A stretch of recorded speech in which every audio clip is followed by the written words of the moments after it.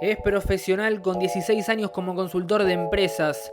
Tiene conocimientos en diseño de soluciones, liderazgos de proyectos y soluciones para tecnologías en banca, seguros y telco.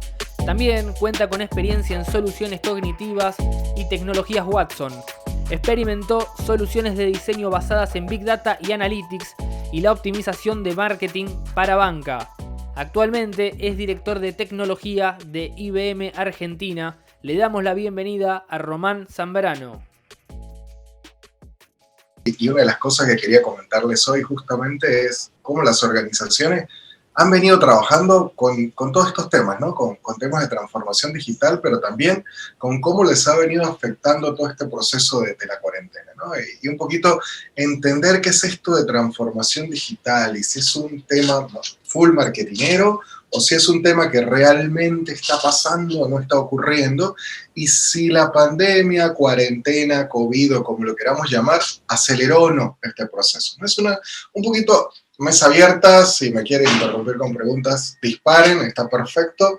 Un poquito para contarles la experiencia que hemos tenido nosotros en IBM y que hemos visto en el mercado y que podamos tener esta charla, ¿no? Y que veamos los impactos. Yo debo decir que el primer impacto es que yo adelgacé un montón, así que eso es el primer impacto de la cuarentena. Ahora, la cuarentena en la transformación digital y en las organizaciones también ha tenido cierta aceleración, ¿no? Lo primero que estamos viendo es todo el tema de los canales digitales, ¿no? Para nadie es un secreto que los canales digitales venían con cierto auge, o sea, para la gente era importante establecer la comunicación por medios digitales, tener una experiencia digital. Las organizaciones venían trabajando muy tibiamente, voy a decirlo así muy franco, muy tibiamente en todo esto que tiene que ver con desarrollo de canales digitales, que evidentemente con esta cuarentena la aceleración fue extraordinaria, ¿no? Y ahí podemos ver desde aplicaciones móviles dedicadas en los bancos a todo lo que tiene que ver con gente mayor,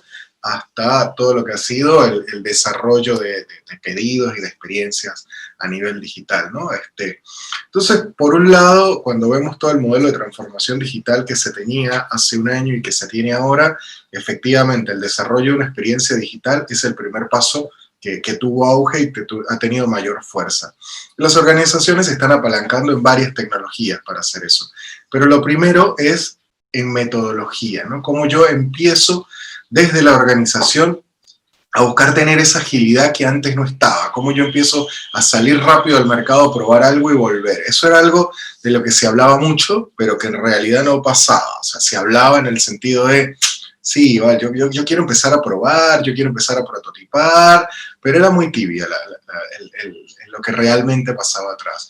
Lo que nos aceleró este año muchísimo fue en eso, ¿no? Voy a salir al mercado, voy a probar mi solución, voy a mostrar mi prototipo y veo qué pasa. Y depende de lo que pasa, empiezo a asumir y asimilar cosas, ¿no? Eso es una realidad de mercado, lo estamos viendo en bancos, lo estamos viendo en telco, lo estamos viendo en cualquier tipo de organización, en cualquier tipo de industria, sobre todo en industria de retail también, que empezamos industria de la comida también, empezó a salir al mercado de una manera muchísimo más digital de lo que ya estaba pasando hace un año atrás, ¿no?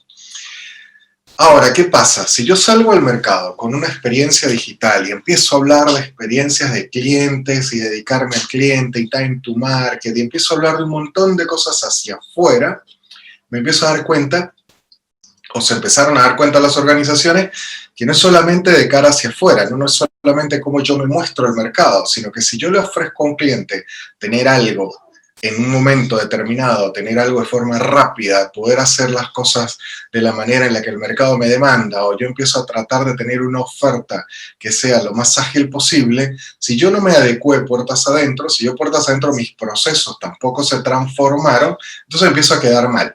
Y empieza a pasar que yo le digo al cliente que su producto va a llegar en tanto tiempo, y si no llega, el cliente se frustra y me deja. Entonces, lo que empezamos a ver es que nos teníamos que adaptar. Y nos tuvimos que adaptar de formas muy interesantes, ¿no? Porque es no solamente el hecho de adaptar mis procesos, sino de adaptarlos de forma colaborativa y además en la distancia. Entonces, este año lo que hemos visto es cómo las organizaciones tuvo un auge muy fuerte, todo lo que tiene que ver con herramientas colaborativas, tuvo que, a ver, todos tenemos Zoom, Webex, Meet, todas las herramientas que se puedan imaginar, pero a la vez también empezamos a ver el auge de un Mural, el Trello, cosas que antes eran un wish, eran un deseo dentro de la organización, empezaron a pasar realmente, ¿no? Yo me declaro culpable, el primero que empezó a usar Trello de forma seria en esta cuarentena fui yo. Yo decía, sí, tenemos que ser ágiles, pero no tenía mi tablero de Trello, es espectacular, con un montón de tarjetas, un montón de cosas, y post-it y lo demás. Me di cuenta que era necesario, ¿no? Porque no tenemos ese día a día, ese estoy en el pasillo y charlo con alguien, desapareció. Entonces, este año se empezaron a acelerar un montón de cosas en ese sentido también, a nivel de cultura organizacional, y todo lo que teníamos trabajando a nivel de backend, a nivel organizativo, que apuntaba hacia la transformación digital a una velocidad, se volvió una realidad este año, ¿no? Y yo lo digo como para sacar las cosas buenas y las cosas malas que tuvo este 2020, ¿no? Si bien fue un año en el que la pasamos mal en muchos sentidos, en otros aspectos también vale la pena destacar cosas que empezaron a pasar en el mercado laboral y que empezó a reconvertirnos a nosotros en otro tipo de organizaciones. Esa agilidad de la cual tanto se hablaba y se promulgaba desde hace unos 3, 5 años, no había empezado a pasar realmente en muchos casos, y este año nos permitió que todos nos viéramos en la obligación, si quieren llamarlo de esa forma, de que empezase a ocurrir, ¿no? Y todo esto enfocado a un cliente, y a un cliente nuevo, a un cliente digital, que ya no importaba tanto la edad, y ya no era tanto hablar del millennial y que el millennial se comunica por WhatsApp y que el millennial... No, ahora todos hacíamos cosas por WhatsApp, ahora todos hacemos todo por medios digitales, y hay muchas cosas que efectivamente no van a volver. O sea, esto de la nueva realidad y esa frase tan horrorosa que me parece a mí de decirnos que ahora estamos en un nuevo mundo, en una nueva realidad, la verdad es que en ciertos aspectos es así. O sea, hay un mercado digital que se afianzó este año y que obligó a las organizaciones a transformarse de forma rápida y acelerada, y que efectivamente no va a volver. El que ya se acostumbró a hacer sus pedidos al supermercado vía el proveedor que fuese, que le llegase a su casa ese día o el día siguiente, ese ya no va a volver al supermercado. Y es lo que estamos viendo como comportamiento. Estamos empezando a entender que hay un cliente nuevo, un cliente digital nuevo, que ya no es solamente ese millennial que empezaba a interactuar con medios digitales, sino que son todos. Somos todos los que empezamos a interactuar, ¿no? Y incluso lo vemos en muchos medios, no solamente en los más tradicionales. Lo vemos, por ejemplo, en la industria del cine, en la industria del entretenimiento. Ya no es solamente esas películas que nosotros decíamos, bueno, vamos a ir a ver la película, ¿no? La demanda que está saliendo de streaming es extraordinaria en función de lo que pasaba hace un año. Y eso también es transformación, eso también se ha visto acelerado gracias a este amigo nuevo que nos conseguimos este año, ¿no? Que nos obligó a que todo se acelerara a un ritmo muchísimo mayor al que veníamos trabajando. Y eso ha obligado a que las organizaciones, y acá me voy a voltear yo un poco más a lo que tiene que ver con tecnología, haya tenido que empezar a adoptar nuevas cosas que estaban en el mercado, que ya existían, que por ahí eran un mito su uso, que por ahí todavía no era claro si realmente se iban a adoptar como tecnología, si iban a pasar a ser parte del día a día, sino que ya sin duda se convirtieron en una realidad. Y lo estamos viendo incluso en el mercado argentino, lo estamos viendo ya. O sea, son cosas que están pasando, y les voy a ir comentando algunos casos que nosotros hemos visto desde IBM, que estamos acompañando clientes, en donde ya las cosas están ocurriendo de esta nueva forma y que nos llevan a pensar que efectivamente esto de la transformación digital llegó para quedarse. Ya no es transformación digital, ya no es la organización se va a transformar, no. Ahora es la organización se volvió digital, y ese es su estado de arte, y ese es el estado en donde va a estar a partir de ahora, y va a empezar a aprovechar todas estas capacidades tecnológicas, ¿no? Y lo primero es lo que les decía, o sea, lo primero es a nivel cultural. A nivel cultural empezamos a ver el Agile realmente, ¿no? Nosotros siempre el Agile, yo vengo del palo de la programación, del palo bien técnico, desarrollo, y recuerdo que siempre hablábamos de Agile y terminamos haciendo cascada y terminamos trabajando con diseño, desarrollo y prueba de la forma más tradicional, por mucho que hablábamos de Agile. No, el Agile llegó y llegó para quedarse, ¿no? Y tenemos un montón de organizaciones que ya hablan de tribus de trabajo, que ya hablan ecosistema, que ya hablan de formas de trabajo distintas, que efectivamente se están desarrollando dentro de las organizaciones y que se están desarrollando entre organizaciones, ¿no? Empezamos a ver cómo una compañía empieza a trabajar de forma ordenada y organizada con otra y empiezan a generar un ecosistema de trabajo donde se apalancan y donde se dan soporte una a otra aprovechando las mejores capacidades. Eso se volvió una realidad y eso también es parte de la transformación que estamos viendo, ¿no? Hace unos años hablábamos de que las fintechs y los bancos no podían trabajar. Bueno, ahora ya es una realidad que trabajan en conjunto, como un ecosistema. Lo mismo pasa con las telcos, las empresas de telecomunicaciones empezaron a desarrollar un ecosistema también que se apalanca en otras empresas para poder crecer. Eso ya es una realidad y es parte de esta transformación que estamos viviendo, que de vuelta llegó para quedarse, ¿no? Y uno de los grandes conceptos que apalanca toda esta transformación tiene que ver con las tecnologías de nube, ¿no? Y la manera en la que nosotros empezamos a impulsar la transformación a partir de tecnología cloud tiene mucho que ver con los tiempos que nosotros necesitamos, ¿no? El esquema y el enfoque de tener plataformas que están tercerizadas en data center de otros proveedores, se llame como se llame IBM o se llame cualquier otro proveedor de nube, te permite tener esa agilidad, pero también te permite tener algo que es un concepto que tiene que estar dentro de la transformación, que es la eficiencia de costos, ¿no? Las organizaciones dentro de este proceso que están viviendo de transformación no es que buscan solamente ser más cool y más atractivos para sus clientes, buscan ser más eficientes. Entonces el concepto de nube es ese concepto que te permite pagar por el uso, pagar por lo que realmente tienes de plataforma y lo que realmente vas a empezar a aprovechar. Entonces de esta manera el concepto de cloud dejó de ser un tabú hace 3 años. Llevar datos a la nube, subir datos a la nube, poner datos en la nube, era una discusión que teníamos con las áreas de IT. Ahora no, ahora la nube es uno de los primeros, si no el primer paso que las organizaciones están empezando a ver, ¿no? Y entonces, si yo tengo tecnología que es de hace 10 años, de hace 5 años, empiezo a ver cómo la compatibilizo con esta tecnología nueva que tengo de nube y empiezo a ver cómo agilizo mi negocio a partir de complementar mi tecnología actual con cosas que me puede proveer la nube. De vuelta, la nube de IBM o la que fuese, porque otra de las cosas que entendimos los proveedores es que la nube tiene muchas cosas y que cada organización va a aprovechar las mejores cosas de cada nube. Hace 3 años todos nos peleamos por ser la principal nube de un cliente. Ahora entendimos que los clientes van a aprovechar las mejores capacidades que nosotros les podamos ofrecer, sea de inteligencia artificial, de datos, como hablaba Martín hace la charla anterior, sea de infraestructura, de plataforma, de lo que fuese. Entonces, en ese sentido, lo que están buscando los proveedores es fortalecer su offering de nube para que los clientes lo aprovechen y puedan incluso tener un ecosistema en donde hay diferentes nubes y la organización se apalanca en aquella que le da mejor eficiencia y mayor rapidez. Y obviamente lo que están buscando ahí es lo que les decía, ¿no? Primero, tener una plataforma que tiene cosas en nube pública, en nube privada, que tiene un ecosistema de varias nubes y sobre todo que te permite tener portabilidad, ¿no? Yo lo hablo mucho, esta transformación también lo que busca es no casarse con un solo proveedor. Y ojo que lo estoy diciendo yo como IBM, ¿no? Es raro que un proveedor venga y les diga, chicos, las organizaciones no se van a casar con un solo proveedor, van a estar trabajando, buscando la mejor manera. Y yo como proveedor tengo que entenderlo. Entonces lo que buscamos es que nuestras soluciones, y lo vamos a comentar más adelante, nuestras soluciones sean lo más portables y abiertas posibles.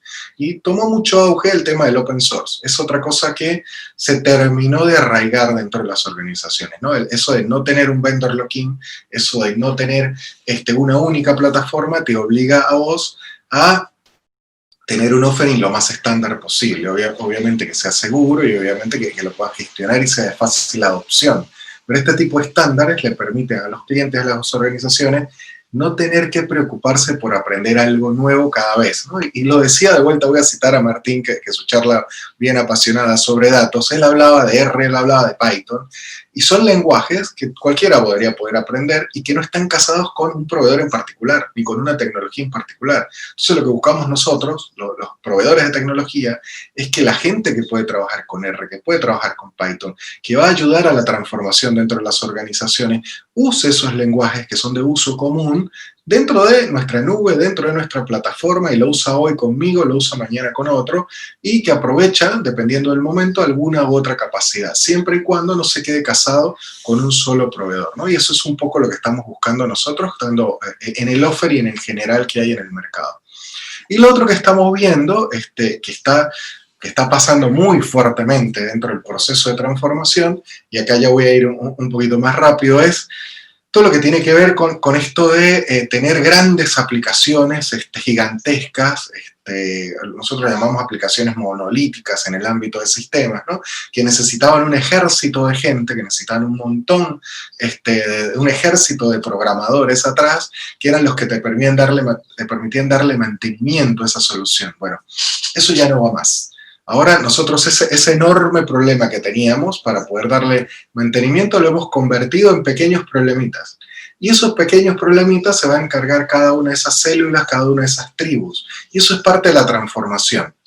Las organizaciones ya está ocurriendo y lo vemos en bancos importantes, en empresas de telecomunicaciones importantes, pero también en organizaciones que nacieron digitales. Vemos cómo se van transformando y van buscando tener los grandes problemas o las grandes aplicaciones divididas en problemitas que puedan atender células de trabajo ágiles, ¿no? Y cada una de esas células me va a atender un módulo distinto. Y eso me permite tener esa agilidad que el mercado me demanda, sacar funcionalidad nueva, que si se me cayó una parte de la aplicación no se cae toda, que si quiero desplegar una parte de la aplicación no la tengo que desplegar toda. Y eso es parte de la transformación digital y está ocurriendo en este momento. Es una realidad que las arquitecturas nuevas de soluciones que llamamos nosotros en sistemas van apuntadas hacia estas nuevas tecnologías, ¿no? Todo lo que es contenedores, todo lo que es Kubernetes, OpenShift, que son tecnologías que apalancan justamente este nuevo modelo de trabajo que está demandando el mercado, ¿no? Y nosotros pasamos, y acá me meto más en lo técnico, es un poquito cómo ha venido evolucionando, ¿no? Todo esto, ¿no? Antes uno veía que las soluciones eran como un gran espagueti, que todo hablaba con todo. Después se volvieron en soluciones y hablábamos mucho de capas y capas y capas dentro del IT. Ahora hablamos de soluciones que son autocontenidas, ¿no? Y que yo puedo manipular y trabajar rápidamente. Ese es el concepto que te empuja a la transformación digital, a poder tener cosas que rápidamente vos vas a poder ir evolucionando. Entonces, decíamos, y esto de manera de chiste, ¿no? Hace unos 10 años teníamos, 15 años, una arquitectura espagueti que evolucionó a lasaña y ahora la vemos como un ravioli, ¿no? Todo juntito que va evolucionando y que cada célula de trabajo puede mantener ese ravioli, ¿no? Y es un poco hacia donde está apuntando esta nueva IT que está acompañando, obviamente todo con un proceso, como les decía, que está la gente atrás, que empezó a apalancar todo el concepto de DevOps, que es los ciclos de vida que tienen estas aplicaciones, de forma ágil. Entonces, yo tengo una manera de trabajar nueva, mucho más ágil, estandarizada sobre soluciones estándares y que apuntan sobre todo a tecnologías open source. Y miren que se lo estoy diciendo del lado de IBM, ¿no? Es IBM el que les está hablando de open source y es el concepto nuevo que estamos viendo dentro de todas las organizaciones y el mismo IBM se ha venido transformando para atender este tipo de cosas. Ahora, no es solamente esa capa con la cual yo le voy a ofrecer cosas a mis clientes, ¿no? Es lo que les decía, también lo que hay atrás. Entonces, lo que hay atrás también empieza a cambiar, y empieza a cambiar incorporando el concepto de explotar los datos y obviamente el concepto de inteligencia artificial. Y ahí es donde nosotros como IBM nos sentimos muy fuertes, venimos acompañando a nuestros clientes haciendo un montón de cosas, sobre todo en Argentina, yo estoy involucrado en varias de estas cosas, en donde empezamos a trabajar con ellos para poder mostrar soluciones innovadoras apalancadas en modelos de datos, en modelos de explotación de datos nuevos, novedosos, y apalancados en todo lo que es el uso de inteligencia artificial. Y aquí les cuento algunos casos, ¿no? Un caso que nosotros estamos trabajando ahora con un banco importante de la Argentina es cómo ellos agilizan su proceso de contratación de gente. Para contratar a alguien necesitamos un analista de recursos humanos. Ese analista de recursos humanos tiene que moverse a algún sitio, tiene que hacer un montón de cosas, tiene que entrevistar 40 tipos, 40 chicos, 40 chicas, para poder llegar y seleccionar a uno, ¿no? Entonces, lo que estamos haciendo es incorporar modelos de inteligencia artificial para acelerar el proceso y que previamente puedan tomar la entrevista a los posibles candidatos, o bien a través de un asistente virtual, o bien se puede hacer un análisis de esa persona con modelos de inteligencia artificial que me permitan entender un poquito mejor el perfil de la gente, y yo tengo un filtrado inicial. Y aquí es muy importante dos cosas que quiero que tengamos todos muy claras. Lo primero es que estos modelos son modelos que se van entrenando con el tiempo, ¿no? Y que uno tiene que llegar a un punto de madurez para poder ponerlos en productivo. Y este banco lo tiene muy bien internalizado y ha hecho primero un análisis con gente en lo interno, antes de poder evolucionar y poder implementarlo de forma definitiva. Y lo otro importante es que hay que entender que la data siempre tiene sesgo. Y nosotros tenemos que cuidar el sesgo dentro de los datos. Entonces, si yo hago una definición de un modelo predictivo para entender el perfil de alguien, y yo hago todo ese modelo, lo armo con gente entre 20 y 30 años, todos varones, todos que salieron de la UBA, todos que salieron con tal perfil, olvídate, ese modelo no me va a servir.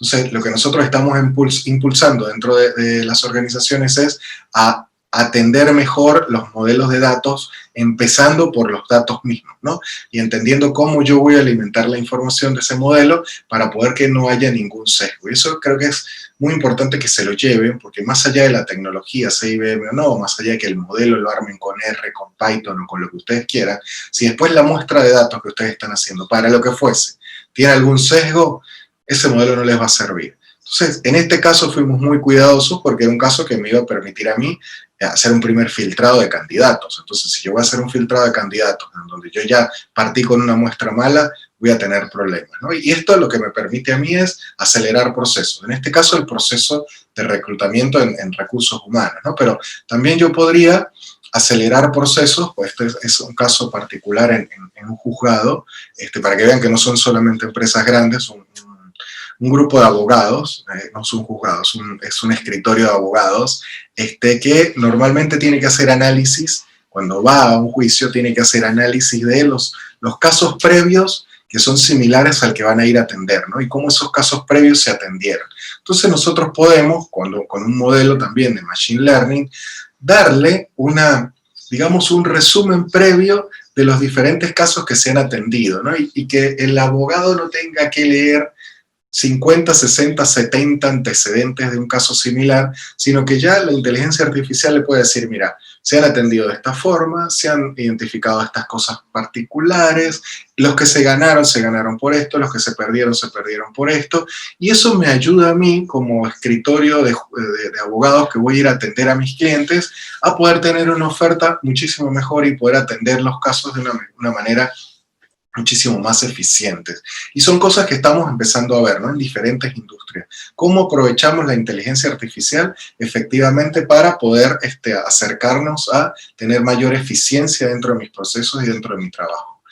Después, cosas que están pasando con industrias muchísimo más grandes y donde estamos acelerando los procesos también y mejorando la experiencia, efectivamente es el call center. El call center es un punto álgido y para nadie es mentira que nos hemos sentado a hablar con el proveedor que fuera. Yo tengo un proveedor particular de internet que me ha dejado hasta 40 minutos esperando en el teléfono para poder que me atiendan. Entonces lo que estamos es incorporando el asistente virtual, y estamos incorporando no solamente el asistente virtual, sino el asistente de voz. Entonces hay casos, de hecho tenemos uno con DirecTV en IBM, que es referencia, en donde estamos incorporando el concepto del asistente virtual multicanal, que te va a permitir a ti agilizar la interacción con la organización. Y eso también es parte de lo que hacemos como transformación digital. Tenemos inteligencia artificial que ayuda a mejorar tu experiencia de cliente y además inteligencia artificial que te acelera tu proceso interno.